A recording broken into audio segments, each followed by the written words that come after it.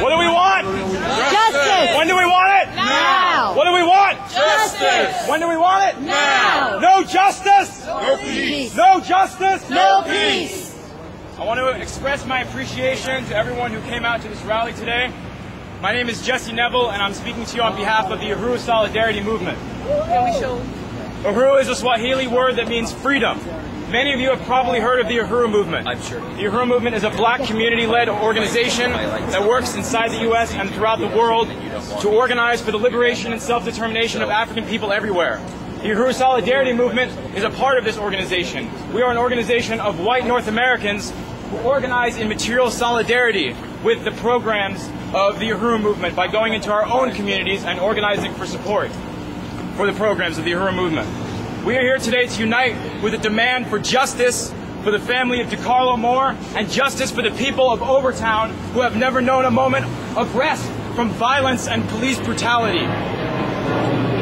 The media, the mainstream media, has been relentless in its efforts to demonize and criminalize Decarlos Moore, the same way it always demonizes African victims of police brutality, as if having a past criminal record somehow gives a police officer the right to pull you over and put a bullet in your head. We have to be very clear about what happened on July 5th, 2010 at 8:30 a.m., 1600 block of Northwest 3rd Avenue. Decarlos Moore was driving along in a car that he borrowed from his girlfriend, which they like to act like, oh, we thought it was stolen.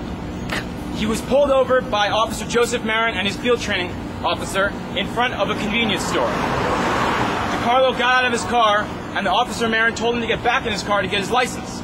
So Decarlos turned around, and Officer Joseph Marin pointed his gun at the back of Decarlos' head and blew his brains out. Witnesses from the nearby convenience store walked outside when they heard a gunshot and saw their friend Decarlos hit the pavement with blood pouring out of his mouth. Decarlos Moore was unarmed. He was 36 years old. He was a family man. His sister remembers him as a good person who loved life and loved his family. His friends and family called him Cocky as a nickname. One of his cousins said Cocky was like the big brother she never had. Officer Joseph Marin is now on paid administrative leave. Decarlos Moore is dead. This kind of state-sponsored terror is nothing new to the African communities of Miami. The people of Miami have not forgotten 1979, when 5 white police officers chased down an unarmed black man named Arthur McDuffie and cracked his skull open and ferociously beat him to death. When those 5 white cops were acquitted, the people of Overtown rose up against the state in a heroic rebellion that shook the foundations of the entire country. People of Miami have not forgotten when 7 black men on June 22nd, 2006 were targeted by the FBI for allegedly thinking about committing acts of terrorism after they had been infiltrated by the FBI with an agent provocateur. This is not exclusive to Miami. This goes on all over the country. In 2009, 22-year-old unarmed black man named Oscar Grant pushed down to the ground by a bunch of police officers. One of them shoots him in the back, kills him.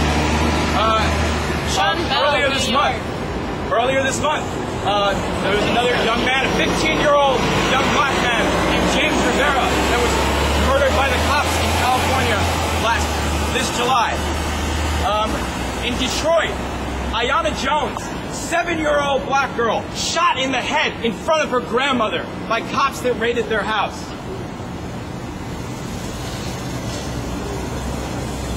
This state-sponsored terror is a nationwide and worldwide phenomenon. These attacks on the black population are the result of a public policy of police containment.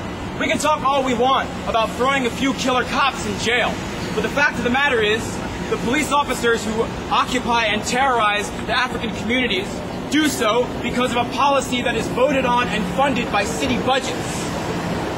For a police officer whose job is to occupy the black community, harassing and terrorizing black people is all in a day's work.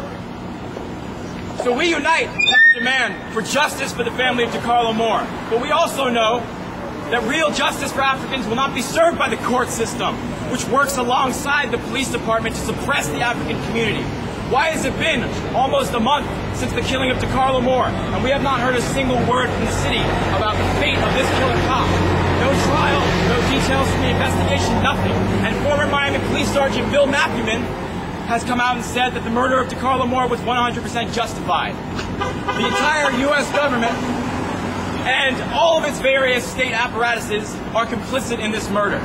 The fact of the matter is that the U.S. government uses the police force as its frontline troops in a vicious counterinsurgency war waged against the African community to prevent it from organizing to liberate itself from the parasitic relationship with U.S. and European imperialism. This is a relationship where the U.S. and Europe amass wealth at the expense of the theft of all of Africa's human and material resources. The murder of Decarlos Moore was another result of this public policy of police containment.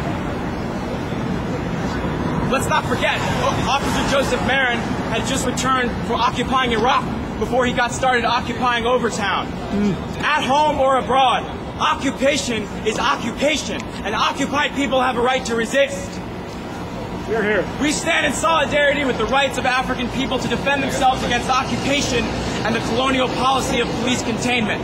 As white North Americans, we recognize that we are complicit in these murders because we directly benefit from the gentrification and police containment of the African communities around the country. As members of the Uhuru Solidarity movement, we call on fellow white people to reject a life of comfort and security that comes at the expense of the theft of all of Africa's resources and death, terror, and suffering imposed on the African community. And South Americans and we are currently organizing in Miami to become part of a nationwide campaign of African People Solidarity Day.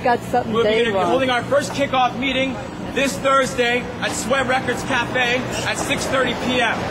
If you agree with economic development for African communities instead of police containment, if you agree with self-determination for African people, we are calling on you to come and join us for this kickoff meeting where we'll be planning what we're calling the Reparations in Action campaign and building our own African People Solidarity Day event here in Miami.